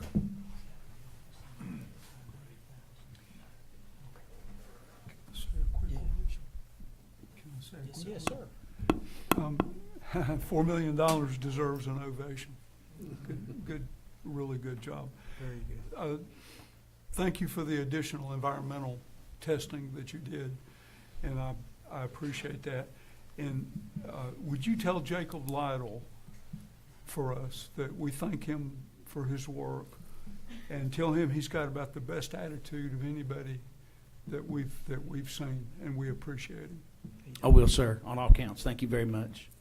Thank you. And I want to make sure I say again, Mrs. Rampy, if there's any credit here, that she's got as much of it as I do. This was a team effort, and this just goes into really to speak about, in the 90 days that I've been here, being able to work with Dr. Gritt's executive cabinet. They're absolutely outstanding.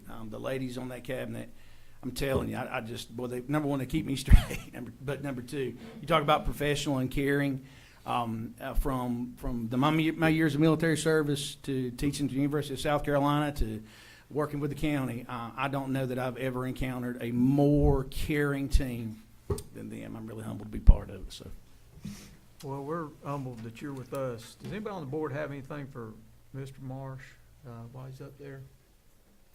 Donnie, I know you got something about those fields, so go ahead. No, I just want to commend you. I mean, thanks for doing that, taking the time. I know the grants are really important. You got a job ahead of you now, not because I went to East McDowell, but trying to make East feel somewhat happy once they see $3 million going into West. Okay, where's ours?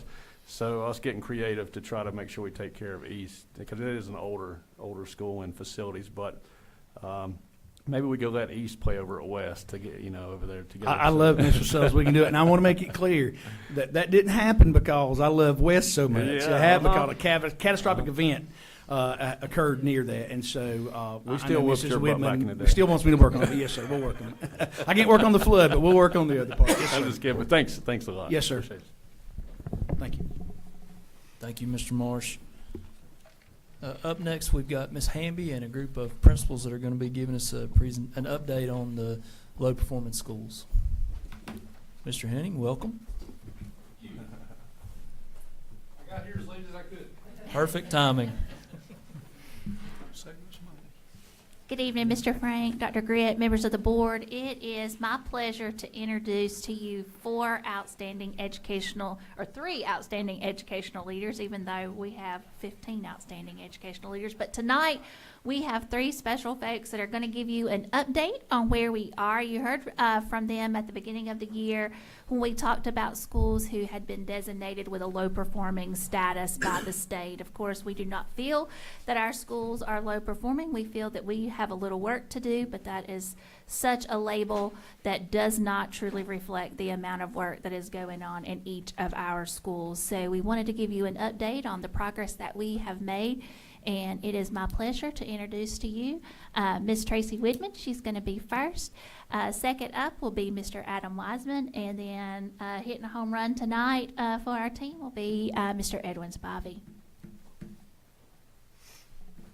Thank you, Board. I will let you know that Ms. Hamby told me I had 2 slides tonight, but I told her I had enough information for 22 slides. She's put the kibosh on that, and I also have a timer set, so just so you know, I'm going to talk really fast because I have a lot to say. Go ahead, Garrett. Thank you. So I really have just given you a bulleted list. I'm not going to read you the bulleted list because I know that you can all read, but what I want to tell you is we are working really, really hard at East McDowell Middle. I've got some amazing educators, and we are seeing growth. We started using Power Up last school year with a reading initiative last school year, and that has netted us growth in reading. It's improved our reading scores and on check-ins and on EOGs. One of my allotted positions I've used as a reading interventionist, that reading interventionist provides tier 3 interventions for students. So you'll see one of those bulleted items say that we don't pull students out of their core academic classes. So what that means is there's no reason a student is ever pulled out of ELA, math, science. So those intervention times that happen every single day, we've got 40-minute intervention blocks. Those are the times we provide interventions, not during core instruction time. One of the things we do at East that I'm super proud of is we have really embraced the power of AI. And so let me talk to you very briefly about that. What I was finding is when I was doing teacher observations that the questions that the teachers were asking were maybe more low-level questions. So we would call that a depth of knowledge 1 question. And I'll give you an example. In one teacher observation, the teacher asked 22 depth of knowledge 1 questions in a 5-minute period. But that is not what you are seeing on an EOG. We're seeing depth of knowledge 2 and depth of knowledge 3 questions. And so we are using AI to ensure that that the teachers are asking those depth of knowledge 2 and 3 questions. And so what that looks like is they may upload a reading assessment, a reading passage into AI and ask it to come up with align some standards and come up with some depth of knowledge 2 and 3 questions. What one of my 6th grade BTs told me is she said, I told my students, babies, I've done a lot of thinking for you this year. Now it's time for you to do the thinking. As she's pulled out those depth of knowledge 2 and 3 questions. So we really are embracing AI and using it to support learning at East McDowell Middle, and I'm super, super proud of that. I don't have a lot of time, so I'm going to go quick. We have expanded our enrichment programs from Science Olympiad to Lego Robotics. We have a STEAM club with a partnership from the factory in Rutherford, so students can stay after school on Thursday for STEAM club. Of course, the YMCA. One of the things that's really important, and you'll see it on the next slide, one of our data points about the Y, we have students that go to the Y at East McDowell Middle after school every day, and students that attend the Y are achieving a 90% pass rate on their EOG tested subjects. That is a huge, huge improvement. So the Y is free for our students, Monday through Thursday after school, and you can see that on this data point. We have made huge growths in reading. We were up last year. We continue to push and push and pull. And if you look at that second, Focus Collaborative and Impactful bi-weekly MTSS meetings, we meet bi-weekly at East McDowell Middle, and we've really focused a lot on our middle cohort and our lowest cohort of kiddos. They are all growing. They are all growing. Every single one of those kiddos are growing. So we have had to turn our focus now to that higher cohort to ensure that we get the growth and proficiency out of them. And my time's up, so I'm just stop talking before I get the gong from somebody. Thank you. Do you have any questions for That's a good report. That's very good. Very good. Thank you. Thank you. Thank you for listening. Excellent. Great things are coming for East, we can tell. Yeah, that was good. Good evening, members of the board. Thank you for the opportunity to share an update from North Cove Elementary. Over the past few months, we have really did full steam ahead with their PLCs. We do have a weekly PLC, and just for that acronym, that is Professional Learning Community. So that's an opportunity for our teachers to get together, collaborate on lesson planning, also looking at data. So in addition to our weekly PLCs, we have 2 data PLCs a month, and that's where we look at common assessment data. We also look at check-in data, and we do check-ins 3 times a year. And so during these PLCs, we are using real-time data to shape our instruction and focus on increasing the depth of knowledge in our questioning. Just like Ms. Whitman talked about, we're also using AI to help make teaching more efficient, and also why work harder when you can work smarter. So in grades 3 through 5, our teachers continue using SchoolNet to build common assessments that intentionally include depth of knowledge level 2 and 3 questions. That is a greater percentage on their EOG of level 2 and level 3 questions. This also allows us to assess student thinking at a higher level and make more informed instructional decisions. And SchoolNet is a test creation platform provided to us by the state. It does share a data bank with EOGs and check-ins, so it really helps us present learning and assessment with our students that closely mimic the EOG. That data is also being used purposefully. Our win time, that's what I need time, that's our intervention time, has been structured using data from our beginning and middle of year check-ins and common assessments. Teachers are using this information to create targeted remediation groups. As a result, we are seeing measurable gains in our students, and our targeted students are making progress, and weekly common assessments are reflecting that growth. We are also grateful to have 3 part-time tutors who are making a big impact in our small groups in grades 1st, 2nd, 4th, and 5th, and it's showing. On our NC check-ins, our 3rd grade students saw a 12 percentage point gain in math from beginning of the year to middle of the year, and our 4th graders saw a 10-point increase in reading. We're also fortunate to be supported by 2 phenomenal district partners. Ms. Carrie Franklin, she's our state/district reading specialist. She's working weekly with our teachers on the science of reading and often co-teaches to model strategies with our teachers. Michelle Baker, she supports our teachers every other week in backward planning and digging into student data. Leadership walkthroughs, I do those daily, and that gives my team valuable insight into instruction and allowing us to respond quickly to staff and student needs. And our staff is also embracing the power of AI to plan and create meaningful instructional materials. Also, our Eureka Math implementation is moving forward and teachers are gaining confidence. Next week, all of my K-5 teachers will participate in another professional development session paired with instructional coaching to ensure fidelity and alignment with the North Carolina Standard Course of Study.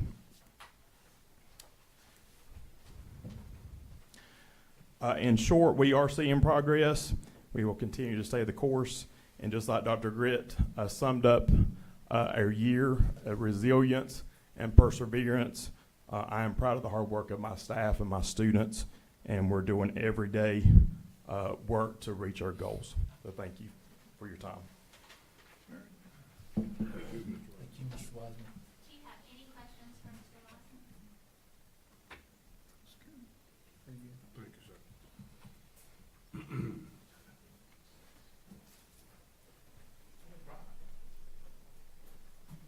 I'll try to be brief. You'll notice on the slideshow we have last year's data on the left, and it shows that we were about 6.5% below the county level in reading, about 8% below in math, and 3% below in science. If you look on the bottom of that, you'll see our EVOS for last year. 6th grade math was a positive 7.94, and then we struggled with some of the rest of it. The next piece of data is our STAR testing from fall to winter. And so 6th grade grew about 10 points in both reading and math. 7th grade math went down a little bit between the fall to the winter, but then 8th grade math came up tremendously, and then 7th grade math and 8th grade reading did well. And so this is my first year at West, and so I've started with a process, and what I tried to get the teachers on board with is building a foundation for success. Okay, so everything we've done this year is about putting the foundational pieces in to build for the future. Do I hope we have growth this year? Absolutely. Do I expect growth this year? Absolutely. Teachers have been amazing. They're doing what we're asking. I was asking Ms. Whitman if she would define biweekly. Sometimes that's twice a week. Sometimes that's every other week. My teachers are currently doing 4 PLCs a week. And I'd love to get to the point that we didn't have to do 4 a week. And hopefully we will get there. But what we're doing is we're setting the foundation. And so school-wide non-negotiables, we teach bell to bell all day. Lessons are aligned to the standards, and we, just like Mr. Hill mentioned earlier, true engagement by students, active engagement. So our PLCs, both content, meet twice a week. We have MTSS that meets weekly, and we have grade level PLCs as well. So we are looking at data to drive our instruction. Currently, we're tracking 16 different data points every day in our school to see how we're doing. And just a couple of those are common assessments and then lesson planning. I'll talk about backward design in just a minute. Go ahead, Garrett. So looking at our teachers for last year, 17% of our teachers were highly effective and 41 were needing improvement and effective.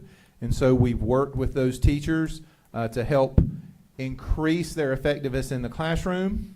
And then if you look down there, our school overall performance grade was a 48, and we do expect that to climb dramatically because teachers are doing the work. So continuing with our improvement initiatives, our discipline matrix, we are holding kids accountable, but we're loving them through it. MTSS, we're training the staff, we're developing guidelines and interventions. We've implemented win time across all 3 grade levels, and that is every day for every student. We do interventions, remediations, STAR, EVOS check-ins, and assessments. Big one for us is the backward design lesson planning. Thank you to Ms. Baker and others, but we are working on that. That is a work in progress. If you've not been trained in doing that, it takes a little bit of getting used to. And so some of the teachers are doing that. Plus, they're submitting their lesson plans to me weekly so that they can be evaluated to make sure that they are following the standard course of study. We're working on our school culture.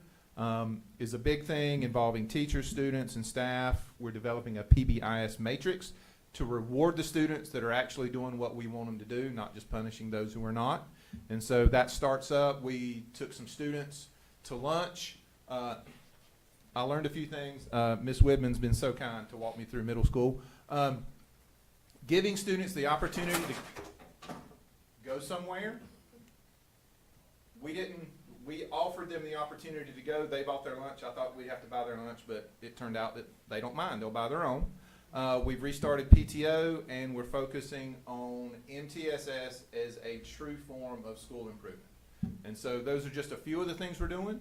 A lot more to come, but we're starting to see some growth, and that's important. And again, I cannot say this enough. The teachers have responded well. They're doing everything we're asking, and I'm excited for the future. Thank you. Great. Sorry. Questions for Mr. Spotter?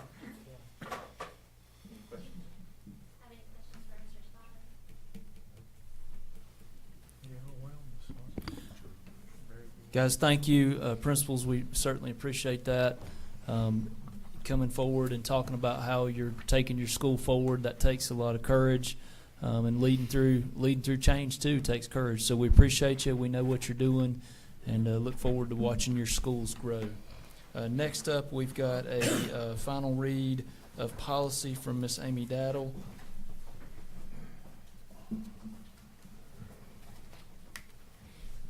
Good evening. We are requesting action on our policies tonight. These were from our fall policy updates. They were for the first read during last month's board meeting, and so I just want to see if there's any questions and then request action to approve these policies. Okay, are there any questions? With no questions, I'll entertain a motion to approve the fall 2024 PLS updates. So moved. Second. We have a motion by Mr. Abernathy and a second by Mr. Barksdale to, on the final read, accept fall 2024 PLS updates. Is there any further discussion? With no further discussion, all those in favor signify by raising your right hand, which is unanimous. Thank you very much, ma'am. Appreciate it. Thank you, Ms. Daddle. Mr. Henning, I know your office has been busy on some policy updates, so board just know we're going to be bringing a whole lot more back to you here shortly. We'll have another round coming out. We actually have them from the state, so I know they're in y'all's hands at this point, but we'll be expecting another round here very shortly. We don't enjoy torturing anybody. That's just a side effect. Absolutely. All right, next up, we've got our new business, and tonight we've got Ms. Rampy. She'll be going over our county budget request. Okay, before I get started, just want to, can you hear me? Oh, just wanted to let you know that this is starting with the same exact presentation that you saw in the March board meeting and also what you saw at the county commissioners. But for a review, wanted to go over real quickly to let you know that our expenses by purpose and expenses by object in general, we are a large percentage of our budget is instructional services. You can see 76%, and about 83 to 85% of our expenses are in salaries and benefits. We received this year about $10.2 million from the county, which was 2.89% of an increase from the prior year, and you can see the history there as well. Also, our key factors that we talked about last time was we do have budgeting in arrears this year, which means we are funded on last year's ADM, so we are not getting adjustment after that second month. Once we know our student count, we are not getting adjusted once the school year starts, so that is a positive impact from the state. We are looking at about 93 less students this coming year for funding. We're anticipating about a 3% salary increase. This is just for budgeting until we know what the budget is approved for. We'll know exactly, but right now we're budgeting 3% salary, 5% benefit. And the change for this budget that we're talking about this month is our low wealth reduction, and we'll show you that impact in 2 more slides. This is the exact slide that was presented in March and to the county commissioners. I won't go over every line item, but basically with our reduction of 93 students, our 3% salary and 5% benefits, that was going to be about $1.2 million in reduced funding for us and increased cost. So we had identified 5 positions that we were going to reduce, which was around $375,000 worth of savings. We were anticipating asking the county for approximately a 3% increase, which was about $308,000, and that would leave us a little over $500,000 that we would need to take from our fund balance to balance the budget.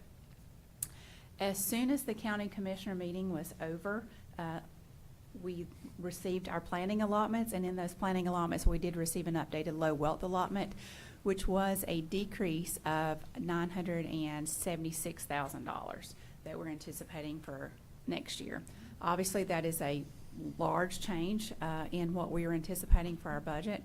And so what this slide is that exact same budget, but adding the $976,000 there underneath the salary increases.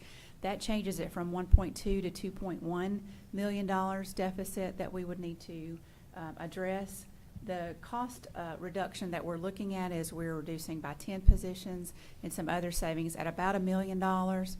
Still, if we're leaving the county funding at the 3% level, that would leave us with $867,000 that we would need to take from fund balance in order to balance the budget for next year. And that is including the 10 position reduction and other cost savings as well. So Ms. Rampy, tonight I know one of the things that we had talked about was asking the board to do an approval for our budget request. But folks, I just want to be honest with you. In my opinion, I think it might be best to consider holding off on the budget until we've had further talks with the county, because as you can see, the low wealth funding that came in our allotment was significantly lower. And to speak to Ms. Caldwell tonight, you know, one of the things you mentioned was talking with our legislators about different things. This is definitely something that we're having conversations with those folks about, as well as really what will those salaries be? The Senate budget was scheduled to be out today. I didn't see this afternoon if it actually made its first appearance to come out, but some of the Senate budgets were actually higher than what we had projected even. So, we've got a lot of moving parts on that. So I think holding off for just a few minutes, until we have an opportunity to speak to the county commissioners a little bit more, might be a better plan. And I know Mr. Shuford, the chairman of the finance committee, I wanted to certainly hear your stance on that as well. Well, I certainly agree with you, Dr. Gritt. There's due to the new information that we have and the careful consideration we need to give this and make this and have some discussion beyond this meeting. I make a motion that we table this until for the meeting. Any decision on this on the budget? Okay, at this time. I'll second that motion. I'll second that Hold on motion. just a minute. All right, just 1 second here. Okay, I'm glad to present the motion by Mr. Shuford, and the motion is to table the budget request at this minute tonight till we have further discussion with the county commissioners and come back to the board. And of course, we have the motion by Mr. Shuford, who's the chairman of the finance committee, and then we have a second by Mr. Paul Baker, who is also on the finance committee. And so we have the motion, we have the second. Is there any further discussion on this particular motion? Mr. Chair, is that discussion going to be held with the entire board, or will the superintendent be the one responsible for that? Go ahead. All right, Will. Sir, we've asked for a meeting ahead of our joint education meeting with chair and vice chair of both boards, as well as finance director and county manager and myself. Thank you. Yes, sir. Any further discussion? Okay, with no further discussion, and we all know what the motion is, all those in favor of the motion signify by raising your right hand, which is a unanimous decision. Thank you. Thank you, Ms. Rampy. Thank you, Ms. Rampy. Okay. Okay, at this time, we'll entertain any reports from board members, and we start with Mr. Suttles with curriculum and instruction, or anything else you have, sir. Yes, let me, I just want to give you a little bit of a teaser of what's coming up. I want to say this, Miss Baker and Miss Hamby had me in their office, and at first I felt like when my daughter and my wife were trying to attack me for a cruise, a $6,000 cruise. So I was trying to read between some of the looks and the smiles and all that to see what was really going on. But to listen to these ladies, man, they are educated, based-wise, kids, support. And really, when I left there, I was pumped up. I was ready to play. But they're with Miss Baker, and I want to give her credit, if that's okay, Miss Hamby, with Miss Baker's ties of what she's done at Eastfield Global Magnet School in the past 6 years has really opened up an opportunity and a door for McDowell County Schools, which is going to be at no charge. We'd be the only one in the state, the model school, with possibly two. Have an extra coach, a teacher at no charge for math. When they told me it was math, I got a little excited because that was my favorite subject. If it had been science, I'd been like, all right, what are they talking about? But I was excited when I left there. I don't want to say too much because we want to bring it to the curriculum committee to really understand it and hear it. My wife's been teaching this to me for 2 years on what it was because I didn't understand it first. But these ladies did a marvelous job. Like I said, I don't want to spoil it, but with Eastfield Global Magnet, just so you know, over the last 5 years, they've went from 46 proficiency in math to 68%. The state average is 57.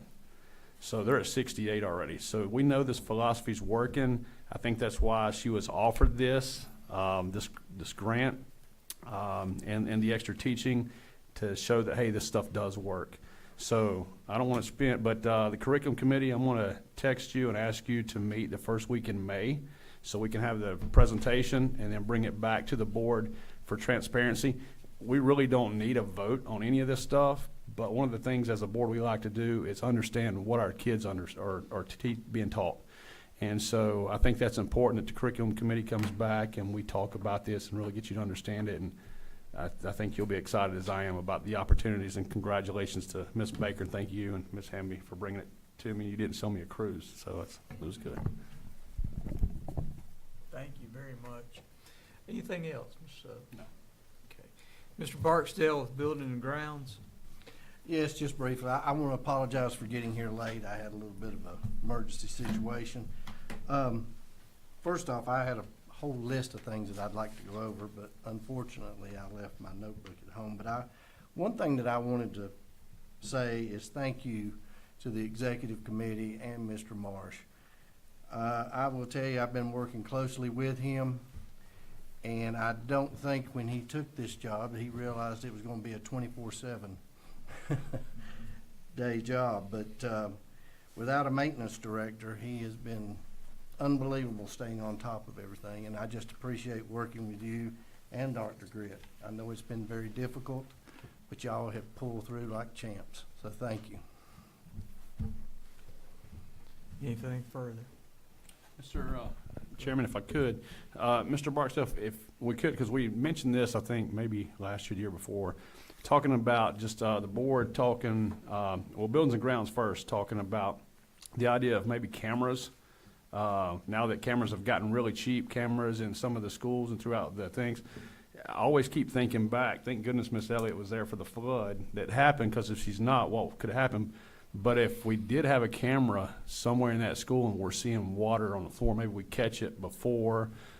There's just so many things that could help us with the cameras, and with them being cheap now. Maybe Buildings and Grounds, we could go back and look at the idea of putting some cameras in our schools for vandalism, bullying, teacher protection, student protection from anything. So if you can look at that.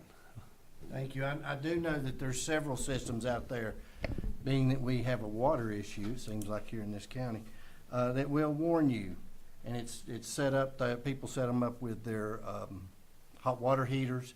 And I think that, speaking with Garrett, we could probably work something out very easily. But I think that's an excellent idea. Thank you. An early warning system on Water. leaks and fire. Well, I'll tell you, I really appreciate the collaboration with all the board members. This is great. We're definitely moving full steam ahead. And Mr. Shuford with the Finance Committee, I know that you've already hit us with some doom and gloom, but go ahead. Nothing further. Okay. Ms. Rampy, thank you for your reports. Yes, thank you. Ms. Helms, I hope you got good news. Yeah, nothing really to report. Ms. Dowdle just presented what we talked about last. So. And do we have an idea from legal when those will be reviewed, the policies that they're reviewing or whatever?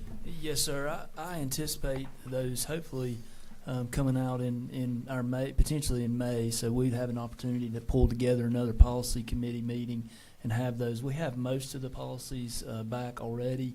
They've got just a handful more to review. Is that fair assessment? Yes. Yeah. And the goal would be May with the first read, June with the second read, and have everything in by fiscal year time of July. That's the plan as of now, and if give or take a month, depending on when we get those back. So, yes, sir.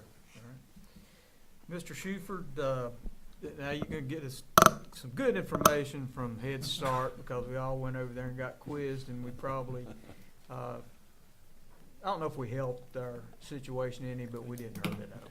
Well, we certainly didn't hurt it, Mr. Chairman. I think Dr. Delaney and her staff over there to be commended. This was a federal level audit. It was actually conducted by a third party, but my lady was very knowledgeable and educated us some too. But Dr. Delaney has done a great job of presenting what she does to us and keeping us posted. And I'm really appreciative of the opportunity to serve as a liaison for Head Start and seeing the impact that Head Start has on, well, from birth to pre-K, or kindergarten actually, and that's, you're looking at an impact of about 300 students total there, 180 just in the Head Start, I think, early Head Start. So anyway, I just was glad to be part of that. The board did a great job. No one dropped the ball there. We were going through a good little testing situation, and but I think we're so well prepared we couldn't have. So my hat's off to her, Dr. Delaney and her group. Okay, thank you very much, sir. Mr. Baker, Mr. McGinnis with NJROTC, I know you guys went over and met with those folks. Have you got anything you want to report to the board? Yeah, they're wide open. As Mr. Hill alluded to earlier, they pack their calendar, excuse me, 365 days a year. There's something going on. They've got several things coming up. They've got the leadership camp, which that's been an institution in Dow County for back when I was going through the program. And the things that these cadets learn going through there and the skills they carry to the community and the crossover. ROTC and some of the other, like STEM and some of the other things we got going on campus, it's substantial. And they've got a good core of cadets. They've got several field trips coming up. They're just rolling right along. One thing we had kind of talked about, it was kind of like we was discussing their target ranges and some ways to kind of go about implementing that to maybe save some money here and get some programs going. That's a discussion for another time, but they've got a lot of really good ideas. They've got some really good leadership, and I think they're going to make us very proud and just continue that tradition. So I've got nothing but good things to say about them. So that's all I had. We were able to observe them for about and talk to First Sergeant Miley and Master Chief Corman Carlson. I always get his name wrong. He said, "It's like you're crossing, Paul." And they were drilling and they were deciding on who would be the cadet commander for next year. And it was really impressive at how they did that and how they worked together. And we really learned a lot, as we spoke to them and watched that. And it was just really impressive. Every now and then we're having one that's joining the military, and that's a big deal. We need a strong military. We need some strong, good people that understand law and order and command and the whole discipline. They learn all of this, and they take it to another level, and they serve us, and we're just thankful to have them. They are doing a great job, as Derek said. Anybody have any further for the board? Okay, item number 13 on the agenda is the approval of the consent agenda. And as you all know, that we can pull any portion of that off and vote on it separately, or we can approve it all as a whole. And at this time, if anybody wants anything pulled to the side, we can do that. If not, I'll entertain a motion to approve the whole consent agenda. Mr. Frank, if I may point out one thing that's on there. Yes, sir. I just want to remind the board, and we did put it back on there, but you've technically already approved by board poll vote the FCCLA trip, and that young lady was here tonight, so she needed to go down there and get that award, and we were between meetings. But I do want to remind you that one, it's not necessarily have to be approved tonight, but it is on there just so we can make sure we had it in the minutes. Thank you. You're welcome. And I'll tell you what, we're going places. Anaheim, California, I don't know if you looked at that. I'll tell you, there's a lot of opportunities for our students, and they're just not only moving throughout the world, they're moving here in, all across the United States as well, and that's quite a opportunity for them. Okay, at this time, I'll ask for a motion to approve the consent agenda. I make a motion to approve the consent agenda, Mr. Chairman. I'll second it. We have a motion by Mr. Shuford to approve the consent agenda, and we have a second by Mr. Suttles. Is there any further discussion on the consent agenda? With no further discussion, all those in favor of the consent agenda signify by raising your right hand, which is unanimous. And at this time, I'll entertain a motion to go into closed session. Make a motion to go into closed session.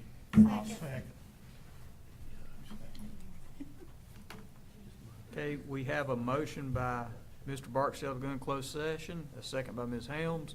Is there any further discussion on going into closed session? Chairman, just you do need to cite the reason. Yeah, and I will. All right, great. Okay, and at this time, before we vote, I will cite those reasons. And motion for the board to go into closed session pursuant to GS 143-318.11 for the following purposes.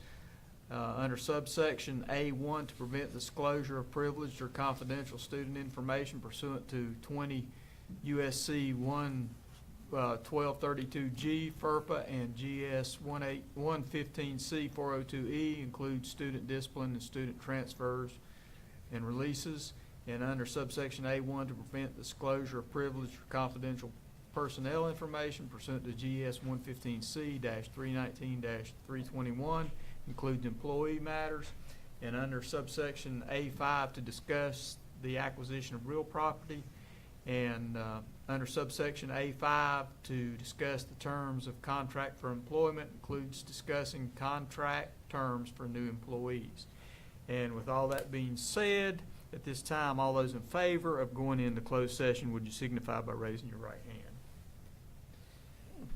Okay, that is a unanimous vote, and it's 8:07.